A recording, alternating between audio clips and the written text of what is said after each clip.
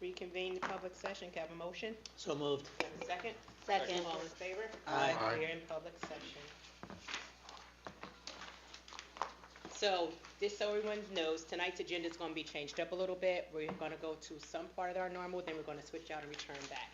So next on the agenda, we're going to go with student presentations. My senior, my junior over there. Good evening, guys. How are you? Good evening. Okay. Tyler's on you. So just want to say it's good to be back. Sorry I haven't been here the past couple meetings. You were handling business, Yeah. don't worry about it. We understand. First, the juniors just finished the NJGPA, which I had to take, obviously. I wouldn't say it was fun, but you know, you got it done. So, yeah, I just finished that. And for next week, the Black Student Union is holding Culture Night on March 20th from 5 to 7 p.m. where there'll be food, performances, games, etc. People can just get together and have fun.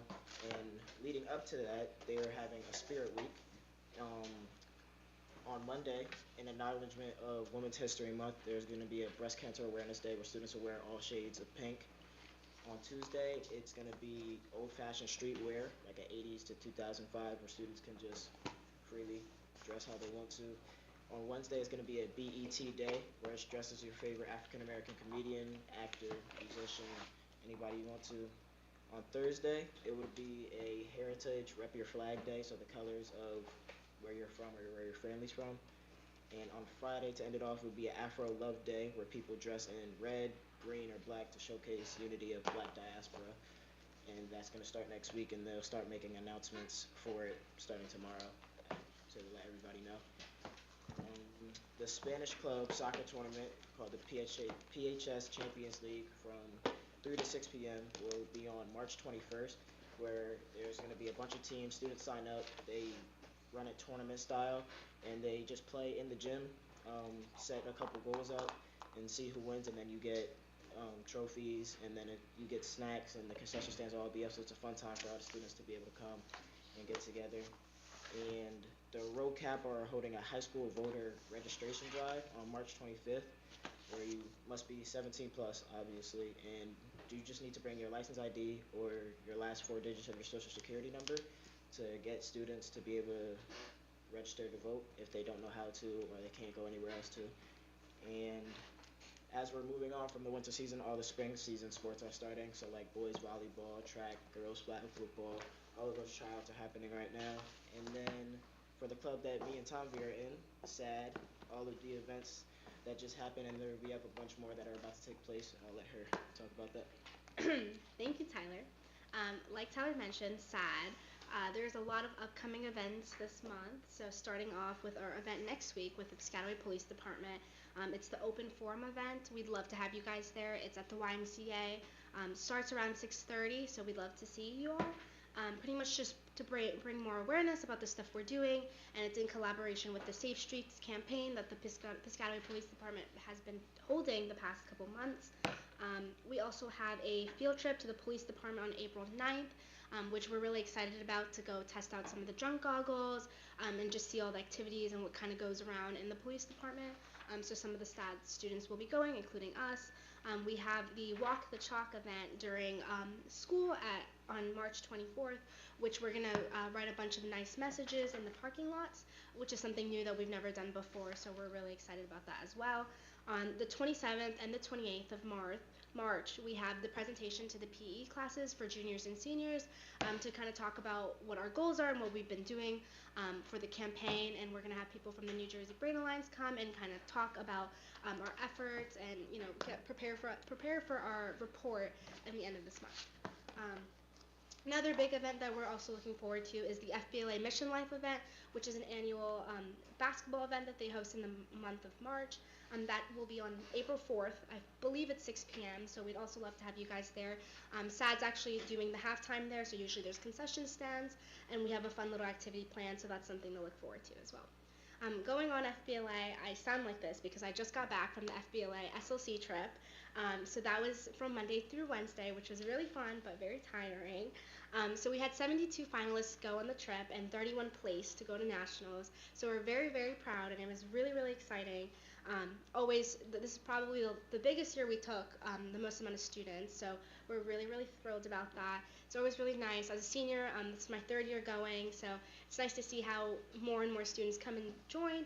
And see how supportive Piscataway is as a whole. You know, every time we see someone on stage, we're all cheering and clapping, and it's just really nice to get that school spirit there. Moving on from FBLA, National Honor Society is hosting a food drive this week. We're accepting canned goods in collaboration with Elijah's Promise, so that's something that a lot of the National Honor Societies is getting involved with. Students are also eligible to win a $25 gift card if they donate a can, and they could be placed in a raffle, so that's a good incentive. I know today they had a mandatory prom meeting for seniors. Love to hear it. Love to hear all the senior stuff coming up. I know a lot of you guys already asked me about college decisions, so that will be coming out in the next coming weeks. So I'll keep you all posted. So yeah, prom is coming up, and they are kind of wrapping up on the year. I know a lot of the scholarships are being posted, a lot of decisions, so it's a really exciting time for seniors. ICCA is hosting their International Night. I believe that's next Friday. That's also an annual event, and it's very exciting to see, the culture that they bring and just see all the students come around and support one another. Speaking on culture, MSA hosted their iftar, their annual iftar event last night, which was a huge success as always. It's really nice to see students come and support the fellow Muslims here at the high school, and I know it's a big thing Piscataway prides ourselves on. I know there's a field trip coming up for the JA Women's Future Leadership Academy. I know some of the students, a part of the Health Academy, is going on March 21st. They'll be hosted at Rutgers Business School, so that's something for students to look forward to, as well as American Sign Language Honor Society, which is new this year and really, really exciting. They're having their first meeting on March 20th, so it's really nice to see that those students involved in that language is, being represented and having that opportunity to engage in cool activities as well. Read Across America, the field trip with National English Society, was last Friday, and I went on them. That was really fun. It's really fun to see all the students, all the little kids, super excited and hearing us read books. A lot of students went this year, so that was really exciting as well. The choir is hosting their annual coffee house on March 28th. I know they're looking for auditions right now, so that's also something students can participate in and get active in. And I know Charlie and the Chocolate Factory, the drama club host, it's a huge success, so it was really nice to see that. I know a lot of students were in it and a lot of students attended it, so it's really nice to see all the fun things happening here at the high school. So that's it. Thank you, Tommy. Thank you. First of all, congratulations on all the SAD events and the awards, and you guys are fantastic. A couple of questions. The YMCA, do you know what night that is, the 6:30? Yes. It is Tuesday, March 18th. March 18th? 6:30 to 8:30. 6:30 to 8:30? And And it's on speeding. Tyler, the voter registration drive, do you know what day that's on? March 25th. 25th. Yes. All right, thank you. You guys do a fantastic job with these reports. We really appreciate it. Thank you. Well, thank you too for coming out this evening and updating us on the rest of March and all the events that are going on in the district. As always, it's been a pleasure having you, but I know you've been running for a couple of days, and I know you're ready to go home and get some rest. And Tyler, I'm sure you have things to do as well. So we know you're going to leave, get home safely, and thanks again for coming out and keeping us informed on what's going on throughout the high school, through all 4 grade levels. Have a good one. Thank you. See you our next Thank meeting. you so much. Thank you. Next on the agenda, personnel, Ms. Nancy Salvato Cohen.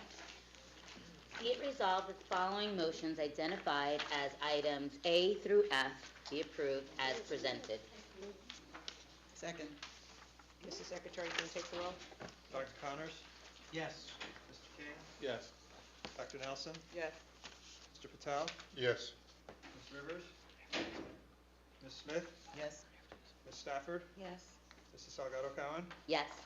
Ms. Cherry? Abstain from B1 and yes to the rest.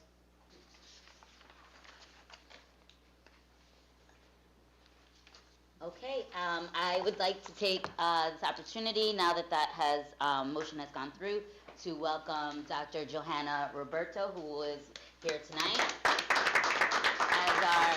She will be stepping in for us after Dr. Ranelli goes for his retirement, and we look forward to working with you. And I look forward to coming. I do, thank you. I've been with kids longer than I care to discuss. And that's why I look so young, all of you. Did my homework on Piscataway, really looking forward to working here. Had a good conversation, and we connected. And what we connected on was something that's very powerful, and that's the humanities and the power of children. And I even cheer up over it. But don't let the cheers fool you. My head's in the profession. And I take care of my kids. Don't worry. All right? Thank you all very much. Thank you.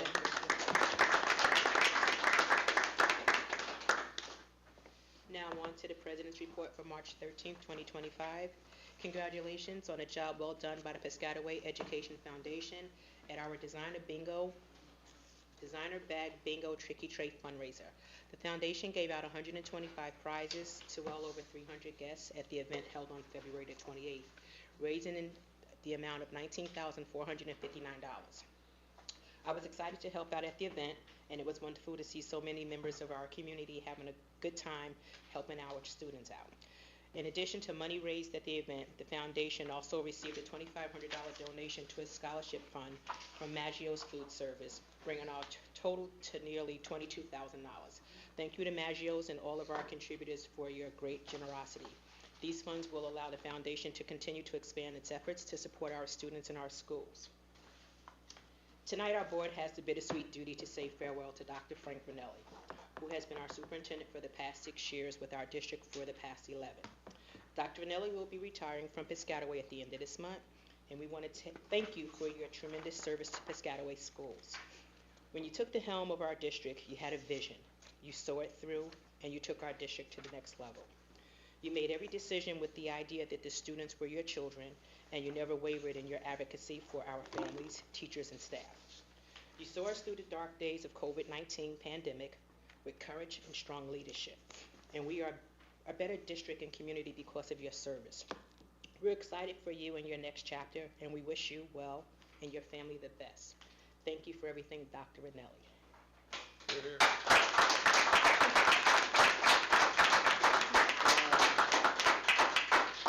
So, I'm very humbled, and everybody in this room, I think, knows that I don't really like all this stuff, but I will say with a heavy heart that this place means a lot to me.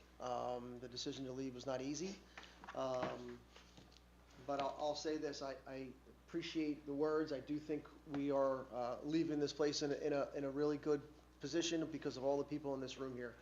And then since January, when we discussed me leaving at the end of March, I've been very humbled about the things that we've been able to do, right? I'm kind of reminded of all the great things, and not even realizing, because it's never been about me, right? It's never been about the work that I've done. It's been about the work that everybody does and putting the right people in the right spot so they can work for kids. And I'll throw it right back at you all. I don't know that you realize the great work that the board does. And when you walk out of here every day for a meeting or all the time you put in, I don't know that you realize the impact that you're making on kids and the district and the community and society. So I'll throw it right back to you. I really appreciate the support, and I couldn't thank you enough for this time and trusting in me and trusting in the people in this room. So thank you very much, and I will absolutely miss Piscataway. And Dr. Ranelli, having overlapped with you for the last 11 years, is that thank you for all that time. And I want to leave you with a quote that fits you, and that is, if your actions inspire others to dream more, learn more, do more, and become more, you are a leader. And thanks for all that time as leading the school board. Thank you for that. I appreciate it. And that concludes Superintendent. Mr. Chair, before we move on, Sure. I'd like to just go back to the personnel. I believe You also want to abstain on item D, if you'd like to correct your vote before we Okay, move so on. that, wait a minute, that's an abstaining from B1 and item D as well for Ms. Cherry. Thank you, and I will reflect the record accordingly. Thank you. All right. Okay, time for the superintendent's report. Thank you very much. As always, please check out our superintendent's report on our website in the superintendent's corner.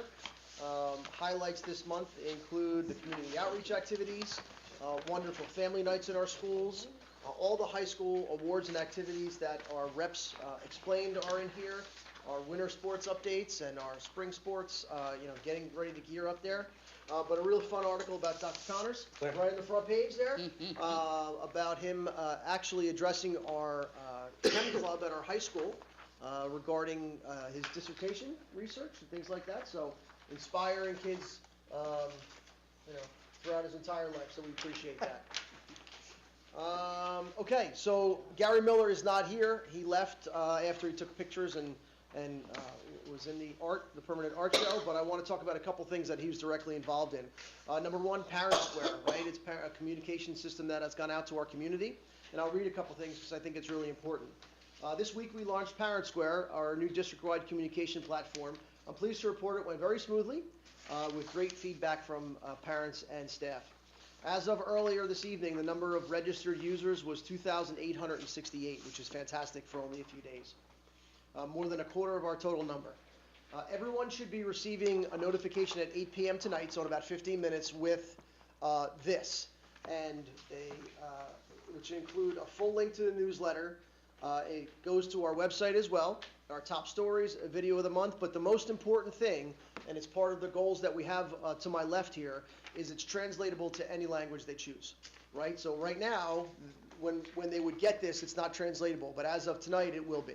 So we're really excited about opening that door to the communication to our families in whatever language they need it to be and to effectively communicate with them. So we're really, really happy with that. As a reminder, if you don't register, you'll still get the messages and emergency messages and things like that, but you get the full experience if you register for the account. Obviously, it's free. It's kind of walk through easy when you register. If you need help doing that, you could always call your school desk's main offices. So we appreciate that. Also, congratulations to Gary Miller. I'm sorry he's not here. He was named Citizen of the Year by the Piscataway Elks this year for his dedication and involvement in the community, keeping the community in touch, really celebrating Piscataway at every turn he possibly can. So we are really, really lucky to have Gary Miller here in the district, and he is well deserving of that honor. At this time, David Oliveira and myself will kind of come around the other side of the table, and we have a budget presentation for the 2025-26 budget.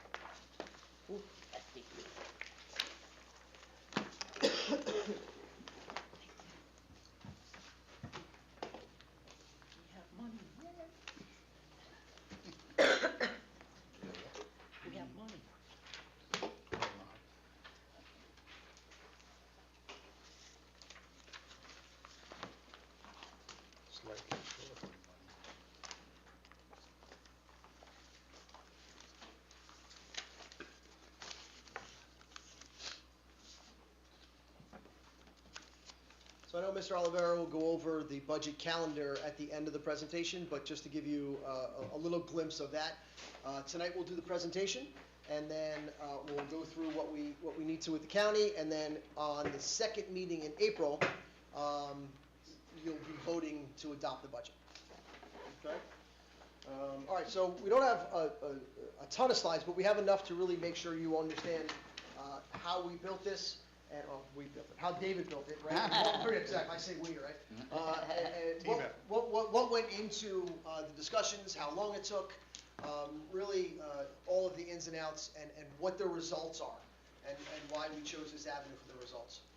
All right, so budget guidelines, what we have to do, curricular instruction, district technology initiatives, special education. You could read those things there, but I think the guidelines are really important. I'll talk about what drives our budget in 2 slides, but just take a second to look at that. All right. basically, as we've been speaking about tonight, we really are interested in the parents' needs and the student needs, right? No matter what needs they have, right? We know students come to us with all different sets of needs, and it's really important that we try to meet them where they are and stretch every possible way we can so they can challenge themselves. All right, more budget guidelines. Safety and security has always been at the top of my list. One of our goals is to recruit and retain staff. Health benefits is, David is constantly monitoring those and making sure he invests in the capital improvements of the buildings and maintain the cost efficiency. All right. He'll talk more about fund balance and capital reserve later in the presentation. So I have the things up there with the little boxes that, well, David put it up there, about what drives our budget. But really what drives our budget is the 9 of you sitting in your seats and the posters that are on the walls, right? So from the mission statement to the strategic planning to the yearly goals to the board goals, that's what drives our budget. So again, I said it before when I was sitting down, you really don't have any idea what kind of impact you're making on our future, right? The important role that you play, the dedication that you have, and it's been great working with you all. But that's what drives our budget. The things there, but also the things that are on the walls, the posters, right? Our goals, the time you put in to make sure that we have a clear direction. And it's not just, well, this program sounds great, let's bring this in. Or this looks great, let's bring this in. We do the research, we're dedicated, and we try to do things. Our staff is fantastic, right? Our teachers, our associations, our custodians, everybody. We try to do things to the best of our ability to make sure we have top-notch things here. All right, now we start with the numbers. I'm done. Good evening. So we view our job each year with this budget presentation to inform you, the board, and the community about kind of where we are financially as a district, but also overall on the state scene, where things stand. For those of you that aren't on the finance committee, that get kind of monthly updates. So, we go into a bit of the nooks and crannies and try to get you to understand where we as a district, but also again the state, where it's headed financially, because it impacts our budget decisions that we make. So this is a pie chart of our sources of revenue. The biggest is our tax levy. That's what the homeowners in the township of Piscataway pay. Followed by state aid, which is a big topic of discussion this year for us. Next, we have fund balance, which that is excess money from one budget year that we have to roll over and use in a future budget year. And then lastly are a couple small categories. I call other state aid here. That's a piece of what we call extraordinary aid primarily. Those are for high-cost special needs children. And it's kind of an estimate. We don't get the number for that until the end of the existing fiscal year. So that's why it's carved out from the regular state aid number here. Okay? And then miscellaneous revenue are just localized revenues that we generate from tuition, rentals, interest, our SREC sales, things like that. So I wanted to kind of put this up here. This was a slide from last year, and it's not even really directly related to Piscataway. But if you read that quote, last year was a really topsy-turvy year for state aid. The S2 funding formula was fully implemented, and there were a lot of drastic changes. If you recall, we got a $4.8 million increase in state aid. We were celebrating. But other districts not so lucky, and I just picked a neighboring district as an example. And I added a highlight of, what their state aid is for this year. So they had an increase 2 years ago, decrease last year that we talked about how that was a $10 million swing, and then this year they're a $767,000 increase. Again, that's just to show you how another district outside of Piscataway, how the formula is just swinging drastically, and it's impacting not just us, but everyone across the state. So I mentioned S2 was the funding reform bill that was implemented over a multi-year period. That was fully implemented last year. We had a number of changes this year in the state aid formula. My association has been lobbying for the state to consider some adjustments, and they have been listening. The new commissioner is a former assistant commissioner for finance at the Department of Education, so NJ Asbo is really happy about that. And they made some changes, but it did have an impact. They went to a 3-year average for using these factors here for equalized valuation and district income. We thought that that was helpful. It kind of smooths out any peaks and troughs. They used to use an estimated amount of special education children in every single district. They would apply 15.9% to your total enrollment and estimate that that was your number of special education children. This year, well, again, I say this year, the next year, the state aid for next year, they actually used actual special education enrollment. This actually hurt us. 878 children is what is in our calculation. That's our actual number projected for next year. If they had used the 15.9% and a comparison to last year, we would have had about 1,082 considered special education. So it impacted us a little bit in state aid, but also it shows, we're not one of these overzealous districts that is overclassifying children, right? We want least restrictive environment, we want them with their peers, etc. The other big change this year, and I'll get into later, is PEA, preschool money. If the preschool had what they call carryover, essentially like surplus or fund balance, the state this year took 25% of it and reclaimed it. And they did so by reducing your preschool aid. I just got a broadcast from my state association at 4:30 today that there might be some ways to adjust that a little bit, but it's too early to know if we'll be able to recoup some of that money. Fluctuating multipliers had an impact on our equalization aid calculation. It really impacted what's called our local fair share, which I've talked about before and I'll get into in some slides down the road.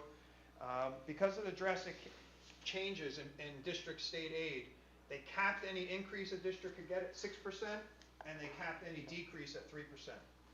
Again, that was to smooth out their adjustments.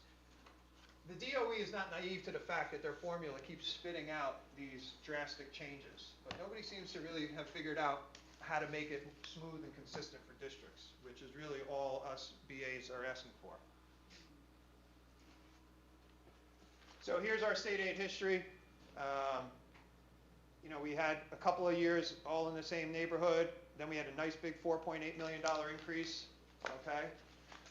And then this year, in 23-24, we lost to $530,000.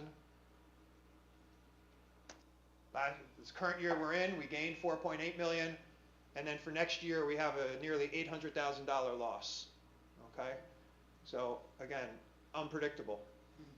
Makes it hard to budget and plan when this is the case. Okay.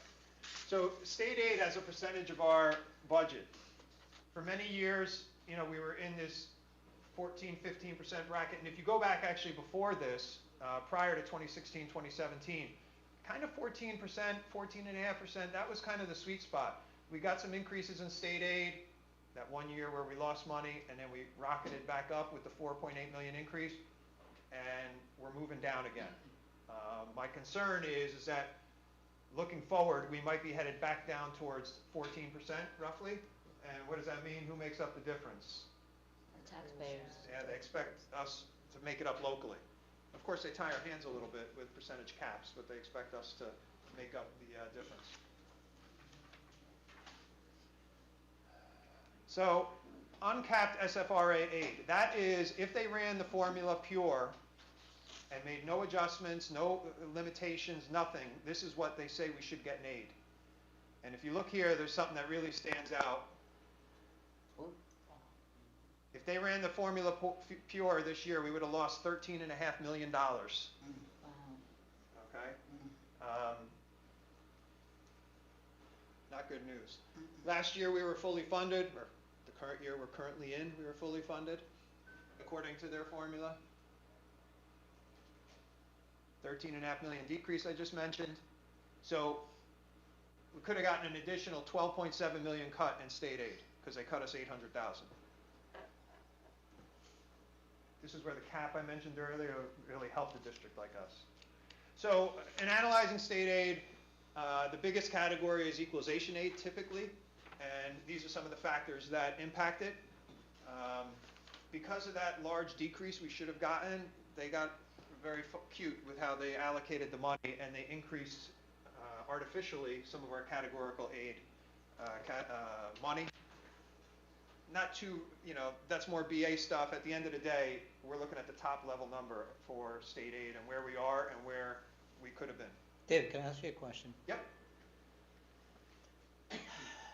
We discussed this a lot, but equalization aid is the adequacy budget minus the local share, and the local share is the 50% district income and 50% property valuation with those factors. Yep. But you've taught me to make up tables over the years of how things have changed. How do you feel about the fact that our local share, which basically is supposed to be an estimate of how rich your district is, versus how much you can collect in property tax, that disparity is getting worse and worse? In other words, right now, over a 10-year period, we've gone from $90 million local share calculation to $150 million, but our property tax has only gone from about 90 to 105. So do you think that there's that this is a factor, that this local share calculation keeps getting larger than what we actually do collect? It does concern me. There's some slides later that will address it, but Okay. I mean, generally speaking, it does concern me. So if after we go through those slides, I haven't Okay. addressed it specifically, we'll come back to that. All right, thanks.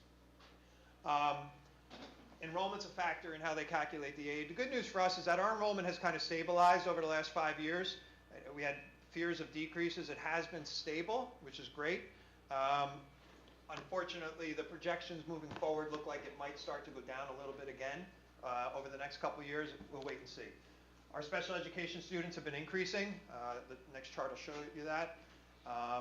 Our LEP students have gone up just from 23-24 to this year that we're currently in. It went up 58 students. Okay, continues to be a large population.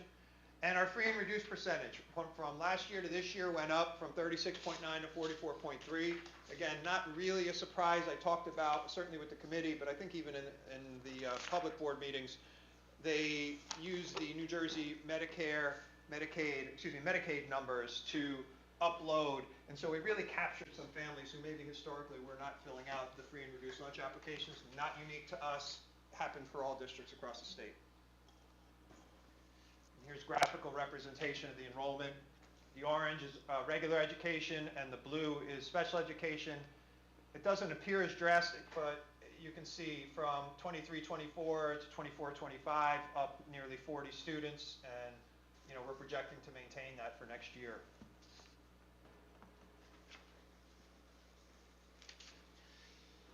This is a chart that demonstrates and kind of shows the leveling off and the stability. The way the state aid calculations work is they take 2 3-year windows and they compare your growth percentage. So the 2 green numbers showed when they used those figures, we had a 112 student drop. Okay, that contributed to our reduction in state aid in 23-24. The purple numbers got a little closer. They were only 18 away, okay? And then the 2 yellow numbers, thankfully, are stable, 68-14 to 68-21 for that rolling average. The issue with the current state aid calculation isn't our enrollment. It's other factors, okay, because our enrollment has stabilized. Okay, this is the same slide from last year. Again, equalization aid, some key words there. The adequacy budget is the state's calculation of how much we should be spending to educate the children adequately. Very generic word. Local fair share is their determination of how much the taxpayers of Piscataway should be paying for that education. And equalization aid is meant to be that gap between what they say the budget should be and how much we're paying for it. The state says we'll make up that difference. Okay? So this table is meant to show, you can see the adequacy budget is going up each year, okay? Went up $11 million from the current year to what's projected for next year. Look at our local fair share. Mm-hmm. The state is now saying that our adequacy budget is 149 million, and they're saying that That's the what I'm saying. taxpayer should be paying all 149 million. It's crazy. That's what I was trying to say. Now, last year, there was a $12 million difference. They said, okay, the state, we owe you 12 million to meet that. The way the formula worked, this went up 11 million, the local fair share went up $24 million. Whoa. Okay?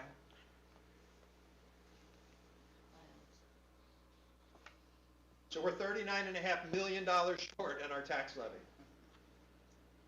It's a big number, nobody expects us to get there, and quite frankly, the formula could change when we're sitting here again next year, okay? Right. But the reality is that the state's saying the taxpayers are underfunding the education of Piscataway students.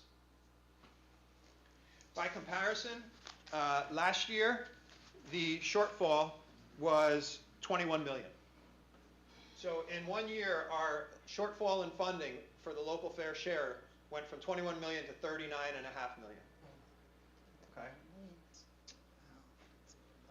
But to your point, that slide though, the passage of the legislation to cap at 3% of, Well, the troubling part is, Tom, is it wasn't even legislation. It was just Oh, it was- the governor and the DOE's application of the formula. They said, we're not going to give it any district more than a 6% increase, and we're not going to give any right. district more So than the a 3% 3% decrease. saved us from, we only lost 800,000, but we could have lost, Another 12.8 million, not thousand. Million. And of course, the troubling piece about it is, next year, this time, we'll have a new governor, and nobody seems to think that the state is trending upwards with revenue. You know, they expect a bit of a flattening period. Another key factor in the formula is the ratables. You know, I have here what the mix is here. The ratables went up. According to the county, Piscataway has the 6th highest total ratables in the entire county. Okay, so is that about 24 towns? Good news for you homeowners, the average assessed home went from 449,000 nearly to 520,000. So the value of your real estate's going up. Unfortunately, that means the amount of state aid you're getting is going down. So, because this has a direct impact on the formula. The average assessed home, Piscataway is the 7th highest in the entire county. Again, I mean, that reflects the positivity of the community. People want to live here. The house prices are quite high compared to other parts of the community. The downside of that is that the state says, well, that means you have more burden to pay for the education of the children. And I put this up here just as a reminder because the property valuations. I actually think Piscataway is doing the right thing, revaluing every year on a 5-year rolling basis. As a business person, as a you know, really a citizen, I think it's the right thing. The problem is, in my mind, that Piscataway is one of the few towns in the state that's doing that. Right. And so all the other towns that aren't doing that, when the counties and the state go and they figure out this equalized valuation, where they have to try and make everybody's valuations in the county on the same plane, towns that maybe haven't revalued since the early 80s, you have an accountant or an actuary like me behind a desk looking at sales numbers and kind of guesstimating what the equalized valuation is for those towns and trying to make them fair and comparable across the entire county. There's more fudge factor than when you have annual rolling revaluations that Piscataway is doing. I don't have numbers, but I'm convinced that this is part of the drastic swing in the increase in what Piscataway's local fair share is. but can I just make a statement, that having done this for a while, and that is that there's a misunderstanding every year in Piscataway when people get their tax bills and look at it. And what I heard you say is beyond the property tax levy, our piece of 17% of our revenue from state aid is actually being hurt by the fact that we are one of the few towns that are doing reassessments. I believe it is. And I believe it is too, and I'm going to state that publicly. And I feel that way. And again, I think Piscataway Township is doing the right thing. I just wish the state would mandate that other towns do the right thing. Right. This 11.6 billion here, by the way, so when they equalize it and try and make it fair and comparable with the other towns, our number only goes from 11.6 billion to 11.9 billion. So what does that mean? We are really close to what the fair value is in the market. Okay, we're at 97.5% of what the fair value is.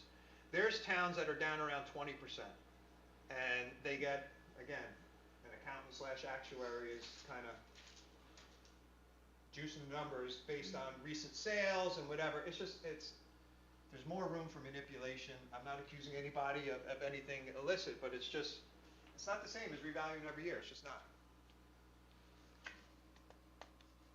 So now we get to the tax levy. So if in years past, basically every year I've been here, I always kind of started with tax levy because it's the biggest piece. But because of the impact of state aid this year, I kind of flipped the slides a little bit and went through that state aid discussion. And now we're at the tax levy, which is the biggest piece of the budget. And really it was to give you the explanation as to why we're asking for a fairly significant tax levy increase this year. All right? So I said earlier, the tax levy is 74% of the budget. The exceptions are still in place. It can only go up 2% a year. We'll never get to 149 million if we just go up 2% a year. It's just not possible mathematically, okay? Because that number will keep growing as well. Except for a few things, healthcare costs,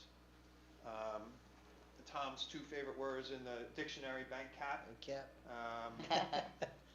And the healthcare cost waiver, which is one of the waivers that we're allowed to increase the levy above 2%. The state plan went up 14% in their healthcare costs this year. Wow. So that healthcare waiver was available. Okay. I'm sorry, does the healthcare waiver cover that increase, or it just gives a portion towards it? So the healthcare waiver allows us, if our healthcare costs are going up above 2%, to raise the levy, the tax levy, higher than 2%. Okay, But only as high as the 14% that the state plan was going up. If we were going up 20%, I got we couldn't get all 20%. The 14% is kind of the ceiling. you. Okay. So you take the difference, which If is. the state plan, Oh, sorry yeah. Tom, if Go the ahead. state plan wasn't going up and we were going up 10%, Right, that's all on us. There's no Yeah. waiver available. got it. And the way the math works is that 2%, 14%, the difference is 12. You take 12% of your medical costs minus prescription and dental, and say that's 10 million. So it's 12% of 10 million, Million. whatever it is. Right. You add that as a percentage to your 2% increase. Right. So that's where that money comes from. Okay.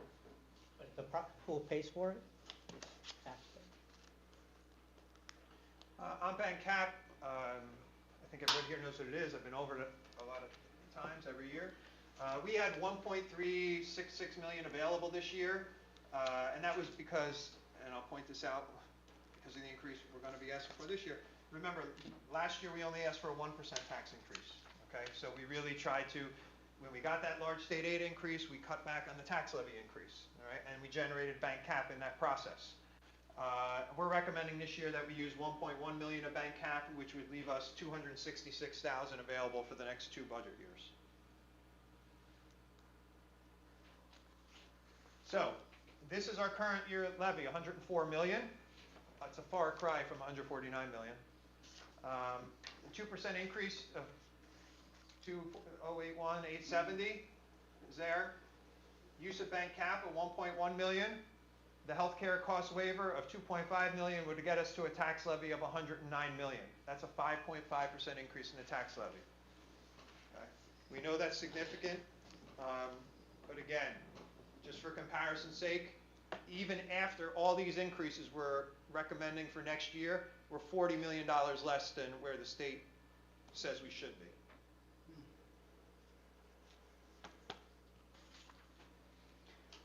This chart shows you what we've done with tax levy increases over the last 10 years. So the orange line is the average. This is for the general fund. This excludes, back when we used to have debt, this excludes that. And the 10-year average general fund tax levy, including the 5.5 this year, would mean 2.5% each year over the 10-year period. Not bad, okay? You can see 6 of the years were under the 2.5%, and then we have 4 years where we would be over, with this current recommendation for next year being the highest. That's a great slide, it really is, for the community. Another piece of information, again, because when we talk about the budget and why we're recommending this, why we're doing what we're doing, I pulled up, the most recent year they had available was 22-23, so it's a couple of years dated, but we can only go as fast as the state of New Jersey DOE goes with this information. Piscataway is ranked 19th out of 24 school districts in Middlesex County for how much we spend on general fund money per kid, per pupil. Okay. Highland Park was the top at 26,500, and we are at 19,700 basically. Okay. The only ones less than us were, Edison was the biggest one less than us, and there were a couple other smaller districts. I couldn't fit all 24 on here, but you can see a lot of our, what I consider comparable type districts, you know, Sayreville, similar size, South Plainfield, a neighbor, a little smaller, but our neighbor, South Brunswick, pretty comparable, North Brunswick, Old Bridge, Woodbridge is much bigger, but again, gives you an idea of where we are. So when we ask for the additional tax levy money, because the state is shorting us, there's a reason we're asking for it. That's really the message here. So what's the other impact of the state aid decrease? I talked about fund balance. That's basically surplus from one year applied to a future budget. Ideally, I budget that for items that if the money went away tomorrow, we wouldn't have to spend it. Right. What I call non-recurring expenses. So last year, the current year we're in, all of our fund balance was allocated to non-recurring expenses. Of the 8.7 million we have this year, 4.5 million of it is for non-recurring expenses, but 4.2 million are for recurring expenses, such as employee salaries, all right? I told Frank, I'm not worried about that. We have this year to kind of let the numbers shake out. We've done a good job every year. Once we're in the budget year, managing the budget, we end up with a surplus to be able to fund capital reserve to do the projects that we'd like to do.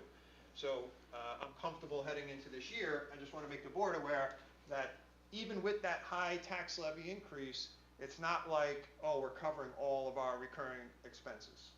Right. Okay? But some of the things in the 4.5 million I talked about, instructional technology, we have Promethean board rollout. We did 2 schools last summer. We're doing 4 schools this summer. Okay? And then the following summer, we hope to knock off at least the rest of the K-8s and perhaps some of the high school. Really move into the high school as well. We have some maintenance equipment that we budget for. If we needed the money for something else, we don't have to buy that equipment. But if it's there, we have some items that could be replaced. And then I put in some hedges, right, for inflation, in benefit costs, and out-of-district tuition costs, etc. So that's examples of non-recurring expenses that the surplus is used for. So, summary, the school aid funding formula is fully funded. Governor touted that in his speech last year and this year. The state aid is unpredictable, okay, due to fluctuations. And the best information I can give you now is based on what the discrepancy is between our local fair share and our tax levy. My projections for the future are that we're going to have more decreases. I'm not telling you that because I have the inside scoop on the formula, because you just don't know. We've seen the unpredictability of it, but that is my best guess of where we are at the moment. Generally speaking, the tax levy increases are limited to 2% plus waivers. Bank cap, we'll have 266,000 left. The other option that some districts are getting to is you can go above the cap if you put a question out to the voters. So for items aside of for healthcare costs, you can put question out to voters to go above the cap. I'm not suggesting we need to do that yet.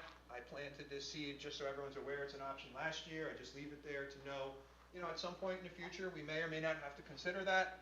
We're not there yet. One question, David, and that is that we as a board were looking in 2022 to keep going with our debt service to do projects. Mhm.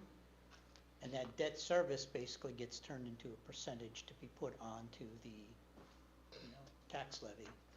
And we don't have that anymore. Do you think we're in a good position to go back to debt service if we choose to, because we chose not to do those projects? Good position from whose perspective? From our financial, Oh, we're very financially sound. I mean, we have no debt. We have a good bond rating. We'd have to get re-rated, but, I mean, there's no issue there. And, when we went out for our ESIP, we got a very low interest rate. okay. We've always made our payments. That's not the issue. The real challenge with any referendum is getting voter approval. I was just talking to Frank earlier today. What we're paying attention to is, at that time, we were talking about an $80 to $100 million referendum. There's no, we don't have to do that large of a referendum, let's say. Right. That's what I'm Districts are saying, doing is that- smaller ones, right? So, I keep track, most of you guys know I got spreadsheets and all over the place, and I keep track of what we've actually, I have that original list from that referendum discussion a couple of years ago. And I keep track of what we've been able to do in district with capital reserve, what my maintenance team has been doing, and I keep track of how much we've saved by maintenance due. For example, the most prominent example is burglar alarm upgrades. There was the architect projected, outside contractor prevailing wage cost, and then there's the cost of what, my guys working hand in hand with a prevailing wage contractor was able to do. And we've saved quite a bit, and we've checked off some of those items.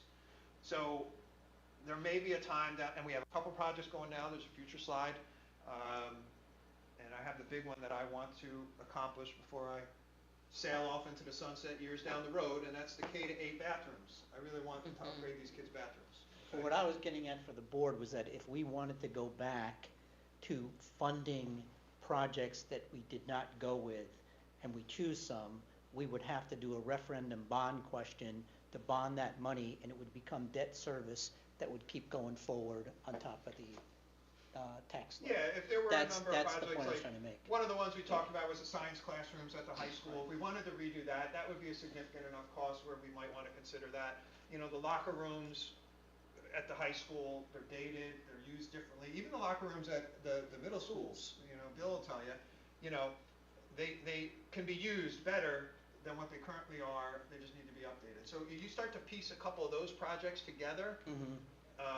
As good as we've done with capital reserve, it'll be hard to pull that off, but it might not be an $80 to $100 million referendum, it might be a $30 million one, So, yeah, that's where we are with that. Okay.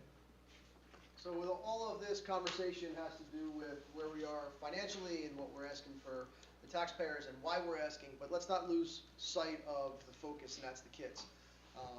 All of the things that we do start with the wonderful staff that we have, but also has to do with our facilities, also has to do with everything that we're rolling into, making sure we can pull the things that we have on these next two slides off, and our educational initiatives for next year, the next couple of slides. You'll notice that there's not a lot of revamping of curriculum. Like I said before, like we really do a lot of research. We want our research to prove that we chose the right product, we chose the right curriculum, we implemented the standards for a long period of time, and we get really good at it, right? On this slide here, obviously the science of reading, well documented in our curriculum committee meetings and with Dr. B, tutorial services, transition, social emotional learning. So you'll see the theme of really offering the good supports to kids, right? So, but things on that list are not free, right? Freshman seminar, how we deal with that, right? We have a whole summer academy for freshman seminar, a whole week for them. The peer mentoring, post-secondary transition. You all approve, some of my crazy ideas, which included a college and career counselor, right? Which is extremely important for our district and our kids. But again, those are initiatives that we need to continue to fund to make sure we meet the kids where they are, right? We try our best to do in-house curriculum design and alignments, and Dr. B and his team do a great job. And we try to make an all-inclusive curriculum and a foundation, right? We try not to use the word program. right? We want to build blocks that are going to be with the district, long after any of us leave. And that's a sign of good leadership and good decisions by the board and the administration and things like that. All right, and a huge part of the budget is technology, right? Every district deals with it, right? Whatever device they choose to deliver the instruction, for Piscataway, it happens to be an iPad, right? And Bain's in place, and we purchase 2 grades, right? 2 full grades per year. So every year, there's that big recurring cost of, $500,000-$600,000 for just replacing the 2 grades that we replace. The rotation plan I just spoke about. So we talk about all the time, can we do things better? And can we do things more efficiently? The student technology under review for effectiveness, right? We really want to make sure that all the grades are utilizing the iPads the way we intend them to, right? We're hearing some, rumblings is the wrong word, but we're getting some information that in grade 11 and 12, they might not be using it as much as up to that grade. So can we be creative in the way we deliver that technology to those kids, right? So that's what I mean by that little bullet there, right? And John Barchoff and his team, this whole cybersecurity, endpoint detection, that's a big part of our budget, number one, but also a very necessary part, right? You see articles in the paper about districts being hacked, for ransom, things like that. We want to make sure that our kids are understanding how to use technology safely, but unfortunately we have to make sure all these cybersecurity things are in place. And also with the infusion of artificial intelligence, I think it's really important that we, take that information and deliver a proactive approach instead of being reactive to things that, we're not really secure about.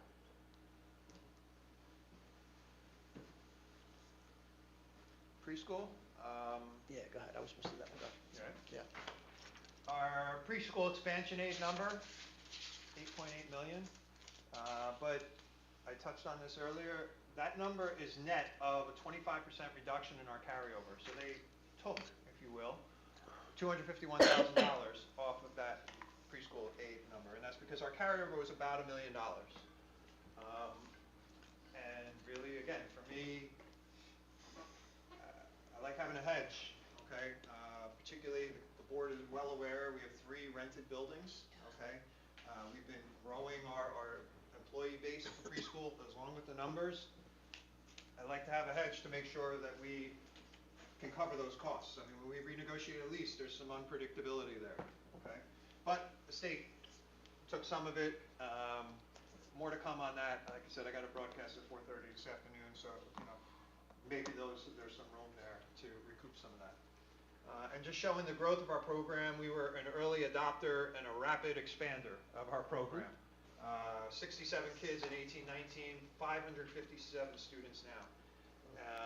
And that is only regular education students. We're projecting 28 inclusion students next year, which would bring that up to 585.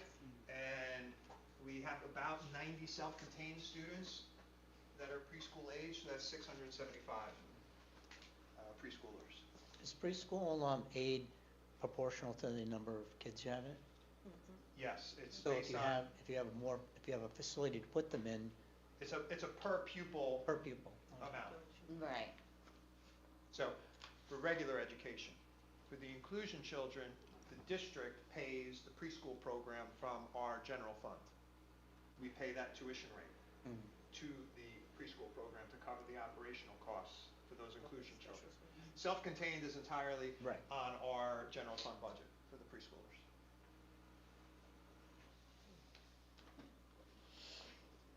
Reminder, we have 3 rented locations. One of those locations, the lease is expiring in August of '26. The district was approved for preschool expansion grants at 2 district school locations. We're weighing up those options. We're going to start going down the road with one of the 2 locations, and the other one will be on hold as we determine what's best for the district. And this is just a reminder, this is actually linked to the 4:30 broadcast. I've had this up there every year about preschool because transportation is expensive and it's funded through the operating budget, not the preschool budget. In our case, that's about $500,000. of outsourced contractor routes. That doesn't even include the routes that we drive internally ourselves for the preschool. Part of the broadcast, as I quickly read through it at 4:30, seems to indicate they're going to allow you to charge transportation costs above a certain threshold to the preschool program. Okay? So, which would give us a way to use some of the carryover if we wanted to try and recoup some of the stuff they're taking from us and other districts. And let's be clear, they didn't just take it from Piscataway. The reason the state did this is across the state, there was $195 million in preschool carryover in all the districts that have preschool. They looked at that and they said, that's a big pot of money. I don't blame them. You know, we spend our money pretty well because we pay leases. There's some districts, when you put the program in your in-house buildings, you're not paying rent. And you can't charge the transportation, you have a lot of money left over. Okay, so that's where the DOE was coming from, but when you budget wisely, when you're trying to hedge and protect for future expense increases, it never feels good for the state to kind of carve some back. Before we move to an expense analysis, I want to just note one other thing, because we are not naive to the fact that you live in the community and have to answer questions. And the other point I'll make, it's linked to bank cap. Over the past 10 years, we have foregone $5.2 million in a tax levy increase. Okay, so our tax levy could be $5.2 million higher because we've let banked cap expire over that 10-year period. Again, so it goes to show the board, when possible, has tried to treat the taxpayers as fairly as possible by not just raising every single year. Right. You know, we've allowed money to fall off the table because at that time we felt it was the right thing to do. Unfortunately, the formula very quickly told us we're not doing the right thing. So that's where we are. Operating budget, no surprise here. Two biggest categories, salaries and benefits. We are a people-driven business. Educating children is very people-intensive. 75% of the budget. And then you see the other categories broken down here, maintenance being a large one, and transportation, the next biggest one. You can see things like supplies, quite tiny. You know, even tuition, out-of-district tuition, it's, you know, fairly small. Paras, aides, and subs are outsourced paras, aides, and substitutes, a growing expense category for us. I have a question about that. So, is it more, I would imagine, based on this, that the reason we outsource that is that it's financially more beneficial for the district? It's more cost efficient. It's a decision that was made 15 years ago. And does that, at the end of the day, impact the student negatively? We're blessed in that a lot of the paras that we have, even when they made that transition, just transitioned to the outsourced company, and they remain with us from year to year. Okay. There is a level of stability. Would there be even more stability if they were in-house employees? Possibly. But it was certainly a financial decision that was made 15 years ago, and I think it still is financially beneficial to the district, despite it being a growing cost. Okay.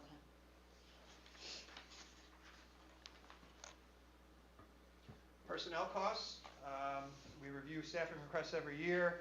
We left up here what our class size board policy recommendations are that we try and achieve. You know, we're always looking at the high school classes sizes to make sure that they're efficient. Again, and all this is important. Class size, yes, we don't want classes too high, but remember, although we've stabilized for a couple-year period, we really had to examine it because enrollment was decreasing. And naturally, decreasing enrollment means there's probably smaller class sizes that you may have to collapse and combine a little bit. Recruiting and retaining staff continues to be a challenge, particularly in high needs areas like special education, your sciences, your languages, etc. I don't know that that's going away anytime soon. There's less and less folks in the teacher pipeline. I talked about the 75%. Our health benefit costs are going up 9.8%. Okay. That's on the gross cost basis, which is how it's analyzed for the health cost waiver. But I say gross cost because that does not include the amount that employees contribute to their benefits. When you factor that in, based on my projections, it's actually more like a 13% increase. Why is it going up if employees are contributing? Well, when you compare the net amounts, it's going up because employees are now going to start to contribute less because we've kind of hit that tipping point in terms of number of employees in the New Jersey Educators Health Plan, kind of a subset of the healthcare system, healthcare offerings that we have, and employees contribute less under that plan. Okay, so we've kind of hit that tipping point. So on a net basis, it costs the district the increase is more than on a gross cost basis from what the broker tells me our costs are going to go up. When we do have to look at staff, we really try and minimize the negative impacts. Not a request for reductions. Actually, we have some staff additions I'll get to in a moment for the upcoming year. But we try and do it being sensitive to the people that are in our school community here. We're all a team trying to educate children, so we look to just collapse vacancies and not fill retirements, things like that, when it does come to that. So what do we have built into the budget? Staffing requests, we have 7.5 FTEs.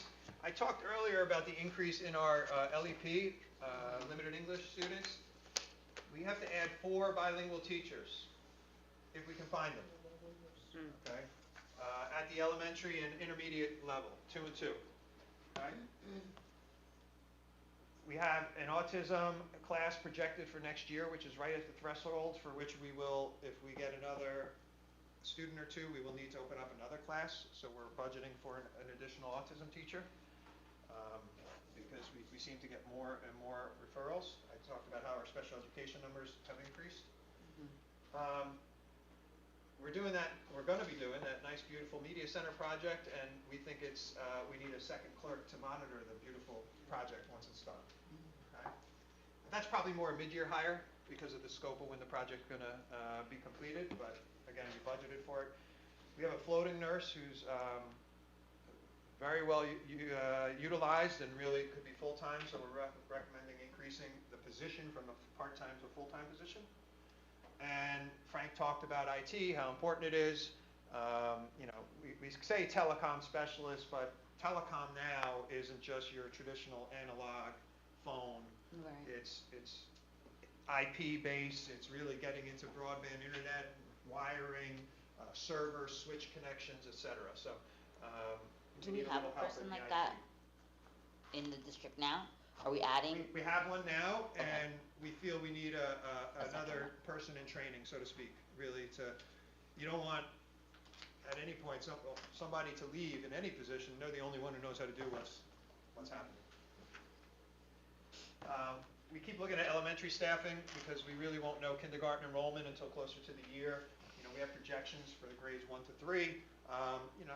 It's looking pretty flat. Maybe we pick up a position there, maybe, but we'll wait and see.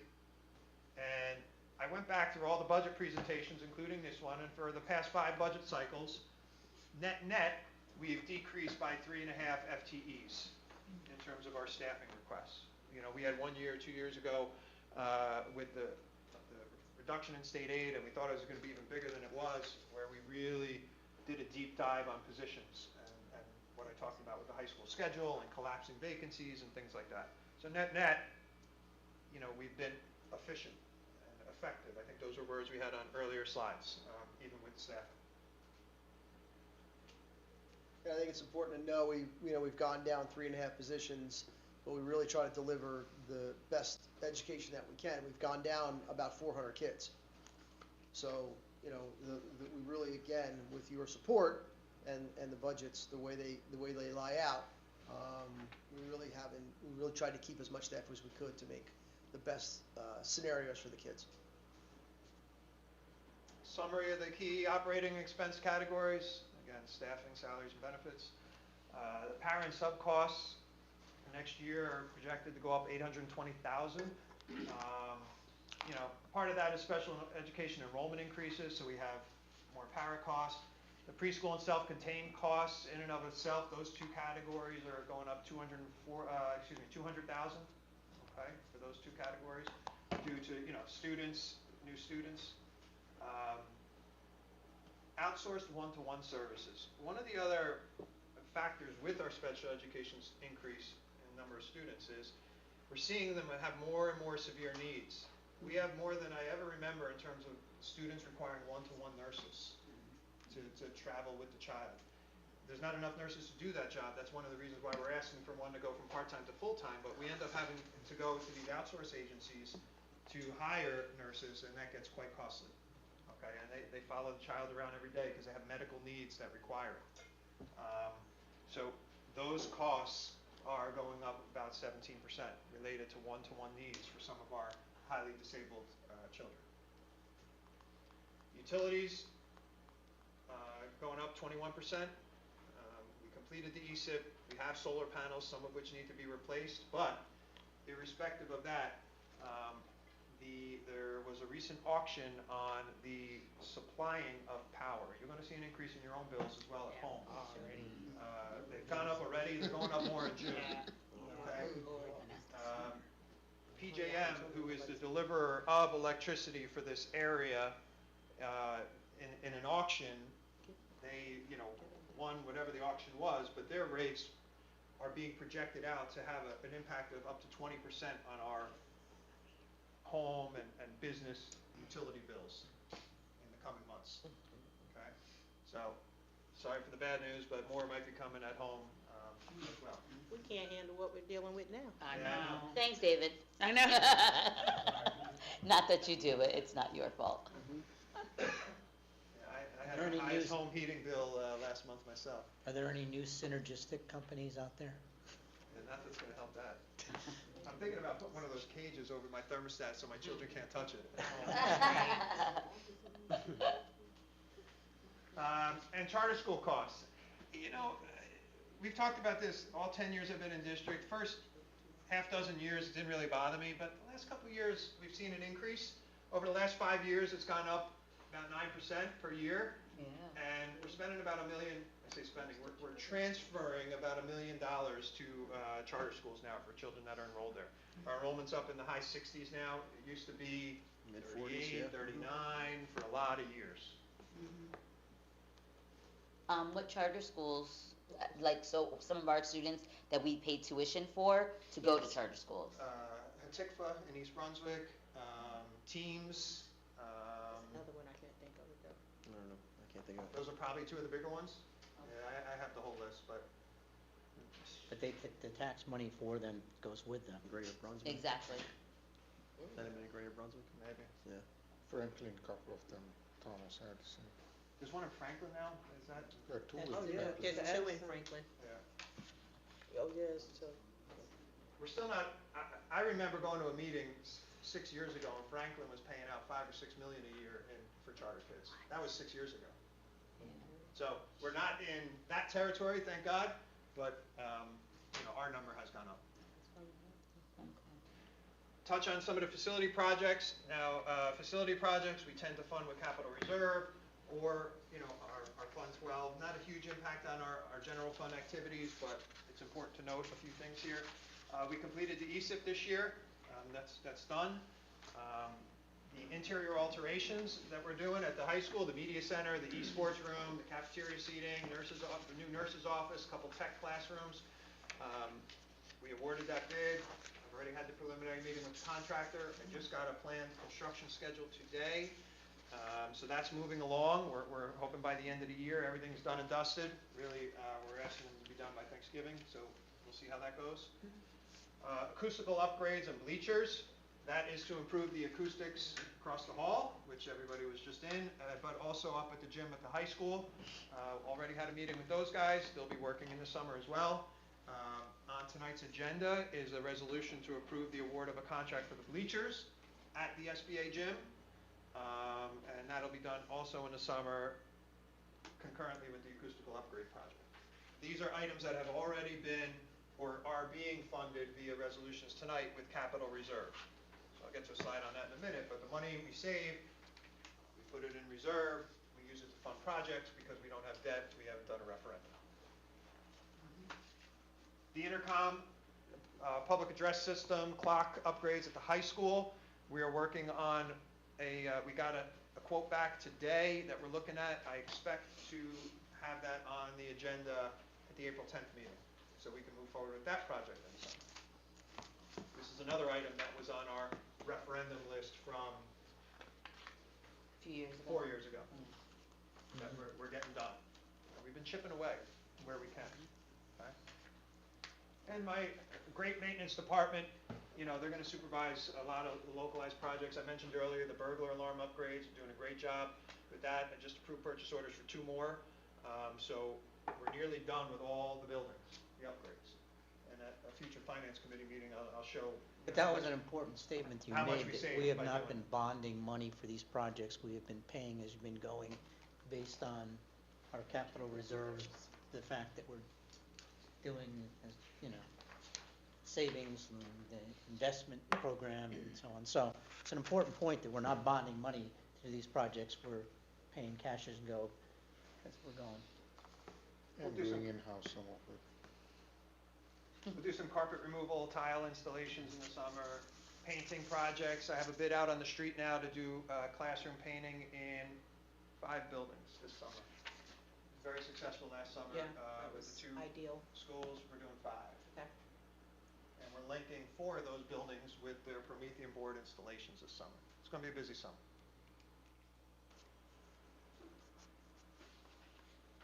Things that were under consideration. How are we spending some of the capital reserve that we still have there? Solar panel replacements and roofing. Agenda item on tonight's agenda is to approve a solar consultant engineer to do step 1 of this process, which is to remove some of the problematic solar panels from the high school and the 1 inverter that's not working. It became too tight of a time frame to do anything else this summer, but what we envision for next summer is replacing the high school panels, removing the panels from Quibbletown, redoing their entire roof, except for a small portion, and putting new panels back up, and perhaps doing at Kanakamak and Shore a portion of their roofs, and same thing, remove older panels and put new ones up.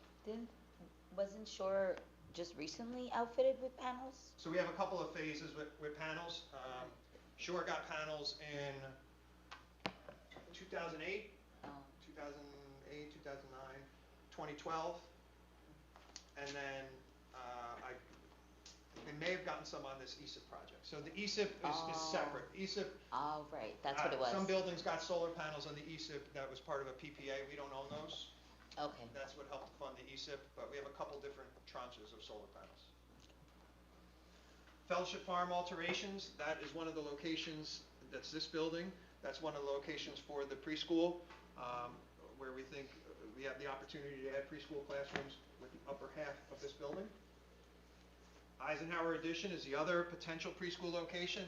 We're tabling that one at the moment, but we have been approved by State of New Jersey. K-8 bathroom upgrades, I mentioned that. That's big for me. That's really, you know, one of the ones that I want to get to next. And we always tend to do, this summer we're not doing paving and concrete, we have enough going on, but each summer we tend to do a little bit, so we might do a couple of minor spot fixes, but we're not doing any big work there. But these are some of the things under consideration, none of which are cheap, right? So when I go to the next slide and I talk about capital reserve and maintenance reserve, being debt-free, we're relying on capital reserve. I went back, I added it up. Over the last 10 years, between capital reserve and SDA funding, we've done $31 million worth of projects so far. Still going. Okay? What's our capital reserve at now? $29 million. Okay? But we're generating good interest, but you know, you do the roofs and the solar panels, it could be down $10 million. Bathrooms, I don't know, guessing another 15 million. Wipe out. We're nearly wiped. Okay, so it's a chunky number. I'm proud of the number, but you know, once you start doing bigger projects, it goes quick. Maintenance reserve is required required maintenance of school facilities. We're at the maximum we're allowed to have in there, $6.5 million. Again, kind of a safety valve for us. Helps with like painting and other maintenance activities if we so need it. Okay. Ongoing challenges. You should give yourself a lot of credit though, David. That last slide, the first thing it says, district is debt-free. You know, you're talking about other school districts. That is a good position to be in. Very good position. Thank you. You know, expenses are, I say 2% because that's how much the tax levy can go up, right? So I think a lot of expenses go up more than that. We have a shortage of qualified teachers in certain content areas. I mentioned a few of those when we talked about staffing. Healthcare costs. I talked to the decreasing employee contributions that I expect to see over the next couple of years. Comprehensive support services for families. We have the Haven. We will continue with the Haven. Those costs keep increasing as well. You know, Rutgers is looking for money from whomever they can get it from, including us. So, supports and interventions for underperforming students. I talked about the supports, some of the one-to-one needs. And then generally, technology is expensive and changes rapidly. Okay, tax levy analysis. Top row, 5-year history of tax levy, okay? The debt for the general fund, the debt service fund, you can see this will be the 3rd year where we are debt-free. We do not have to raise any taxes to pay for our debt. So we have our total tax levy that we'll be asking the taxpayers for. I have here listed the average assessed home. Again, I talked about the increase of 70,000 just from last year to this year. And what does that mean? How much tax does the average household pay? So if your home, if you know how much your home is assessed for, $520,000, we're asking for $4,918 from you to pay for school taxes. The rest of your tax bill is for the town and the county. Yep. Okay. So every $100,000 of assessed value equals $945.28 of school tax. So you can go home and get that little card they mailed you a couple weeks ago and see what your assessment is, and figure out how much of it's coming here. 52.18%. It goes based, I guess, on your assessment of your house, that they keep assessing every year. They assess the lands. This is the 5-year summary of that assessment along with the increases. And you can see, we can't shy away from, it's nearly a $400 increase in the school tax levy for this coming year. What I tried to do is explain why it's necessary, what we will use it for, why it's important, because we are at risk of losing state aid next year based on trend. But when you look at the expenditures that we're doing, we're run pretty efficiently. And Piscataway is a highly regarded community within Middlesex County. Whether you want to just talk about reputation or you want to look at the hard numbers, your home values.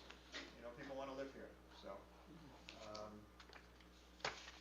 And once again, the average over the past, how many years? 10 years is 2.5%, right? Yeah. Did I put that at the bottom? There we go. Sorry. And when you look at a 5-year basis as well, we need to talk to people again in the community. Over these 5 years, the average would only be just under $131 a year. Last year it impacted taxpayers only by $36. The year before that, only $35. 5 years ago, only $2. Yeah. We asked for $2. So it's not, I don't take joy in asking for 396, but, I try and take a longer term perspective.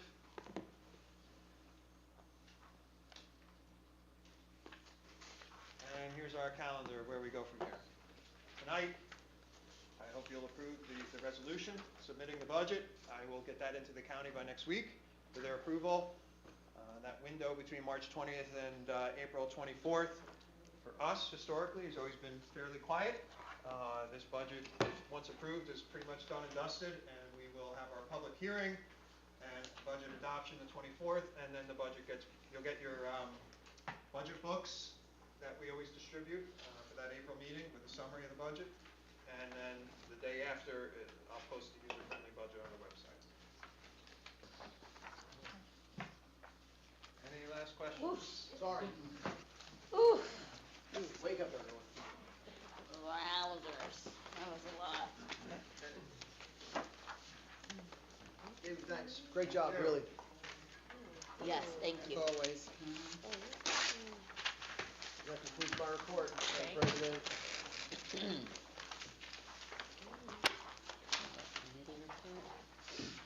On to the next thing on the agenda, committee reports, Dr. Connors. Well, the Fiscal Plannings and Operations Committee met on Wednesday, March 5th to discuss the 2025-2026 budget, capital projects, and more. On the budget, we reviewed the preliminary budget draft information and worksheet that David puts together. You saw all of it tonight, the detailed part about how we're 2% property cap, and then we're going to be asking for the healthcare waiver and some bank cap. And facility capital projects, Piscataway High School Media Center and acoustical upgrade projects. The introductory meetings were held with both contractors on site at Piscataway High School. The contractors are working on schedule for completion of the work. 2 quotes were received to replace the Anthony Gym bleachers. The resolution to award a contract is expected to be on the March 13th board meeting agenda. Piscataway High School wood shop dust collection. Sheet metal workers have been installing new dust work after school. New duct work after school. The removal of the classroom mezzanine is being completed. Electrical work and installation of the dust collection unit will continue through spring break. The PHS intercom public address clock system. The district administration is waiting for a revised quote from the vendor with the preferred equipment. So this is going to be for both the 910 and the 1112. It's going to have a unified intercom public address clock system, which we haven't had for a long time. When we put the buildings together, they were still separate. So solar panels, Talva Energy has prepared a scope of work for removal of solar panels at Piscataway High School that's being reviewed for placement on the March 13th board meeting agenda. Food services, Mr. Oliveira participated in Chef Days. I see a picture of him in the superintendent report. If you look on page 3, I was on page 1, but he made it page 3. He's actually out there serving some food. Thank you, David. He participated at Arbor and Grandview by working on the serving line for a lunch period and engaging with students as they ate in the cafeteria. Chef Days continue to be well received at the schools. The district has a guaranteed return from Maschio's for the 2025-2026 school year. Mr. Oliveira and Advocate will be discussing Maschio's operational plans as contract renewal discussions get closer.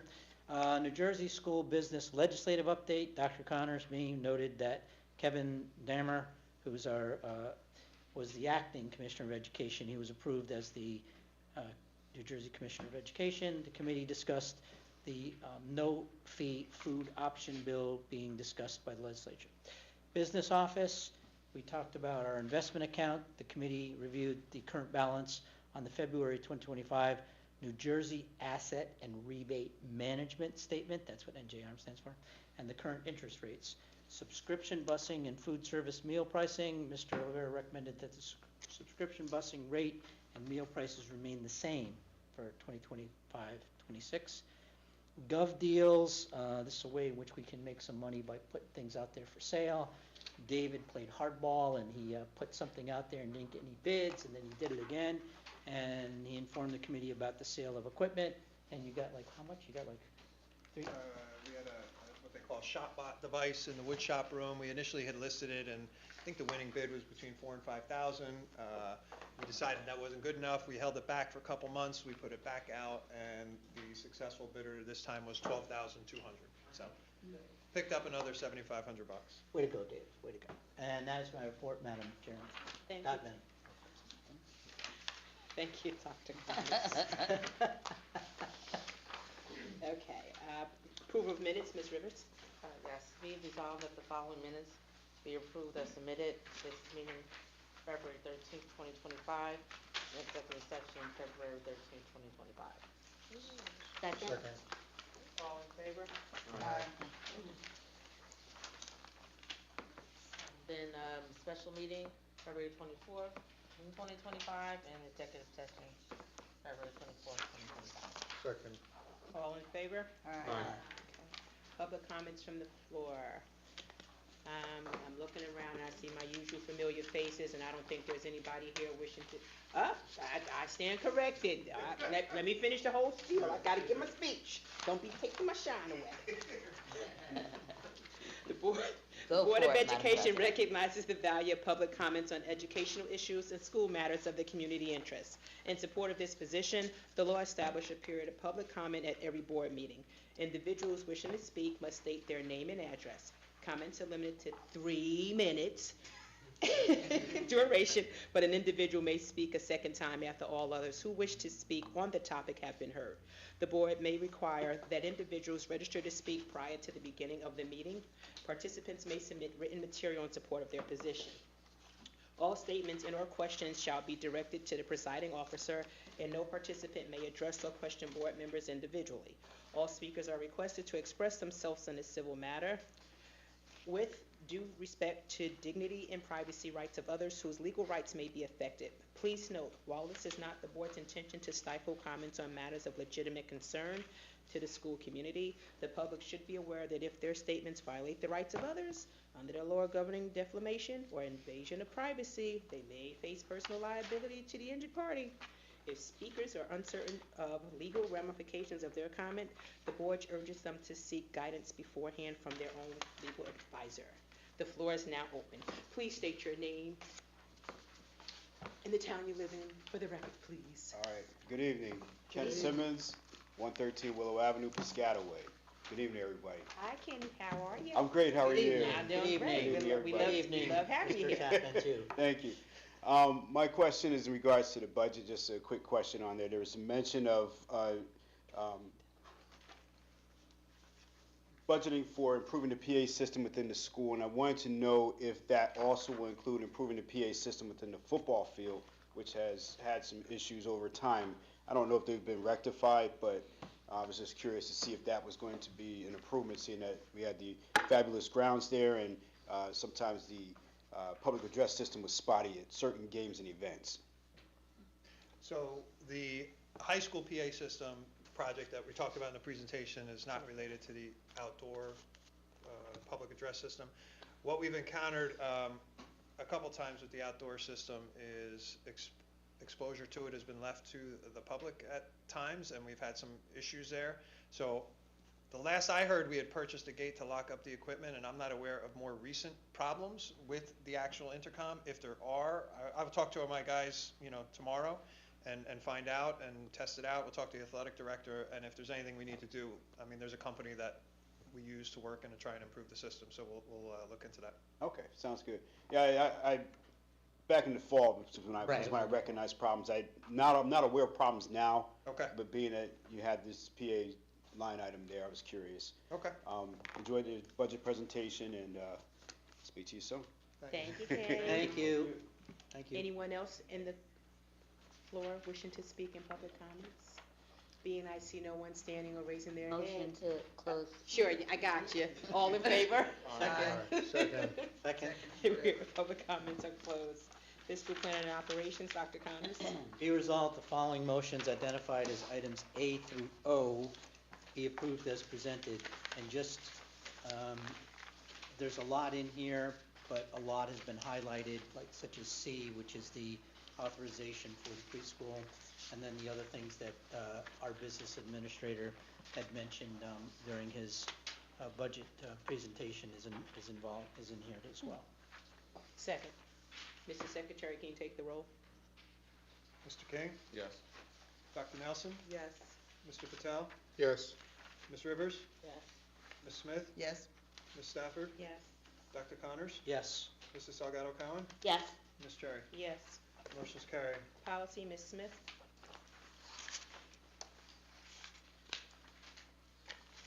Page 9. I got it. Here we go.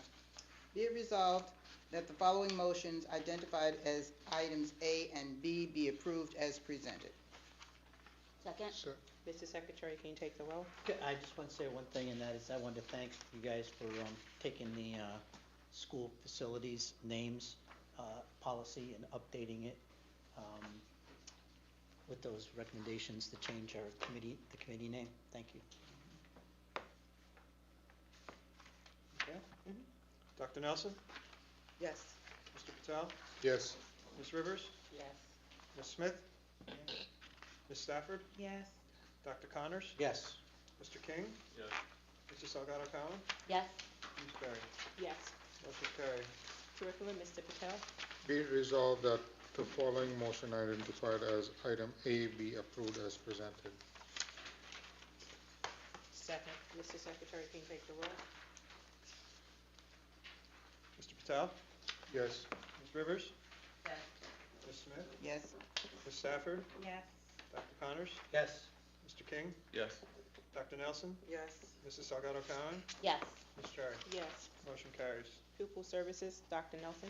Be it resolved that the following motions identified as items A and B be approved as presented. Second. Mr. Secretary, can you take the roll? Ms. Rivers? Yes. Ms. Smith? Yes. Ms. Stafford? Yes. Dr. Connors? Yes. Mr. King? Yes. Dr. Nelson? Yes. Mr. Patel? Yes. Mrs. Salgado Cowan? Yes. Ms. Cherry? Yes. Motion's carried. Administrative and Auxiliary, Ms. Stratford? Be it resolved that the following motions identified as items A through D be approved as presented. Second. Mr. Secretary, can you take the roll? Ms. Smith? Yes. Ms. Stafford? Yes. Dr. Connors? Yes. Mr. King? Yes. Dr. Nelson? Yes. Mr. Patel? Yes. Ms. Rivers? Yes. Mrs. Salgado Cowan? I do want to say yes, but I just want to comment on the donation from Eisenhower PTO, and just comment that's a great thing, as well as the Piscataway Township Board of Education accepting that donation of $6,000. So I think that just want to comment and say yes.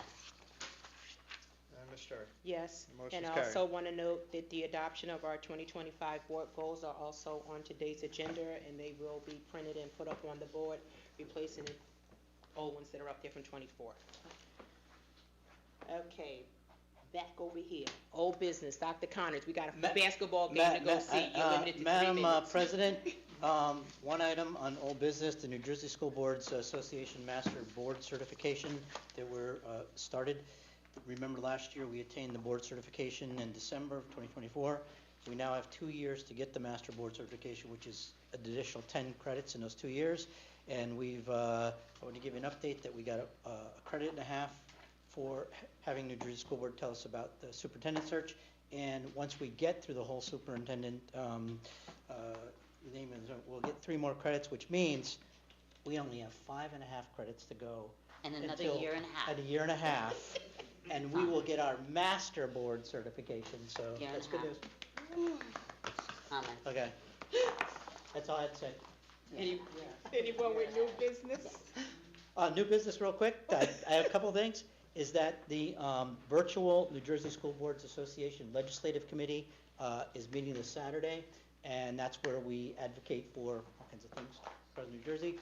It just so happens that we organize a committee by representatives of districts. Our board president is the New Jersey School Board's representative for District 17. I, being on the, one of the executive state officers, I will be there as well.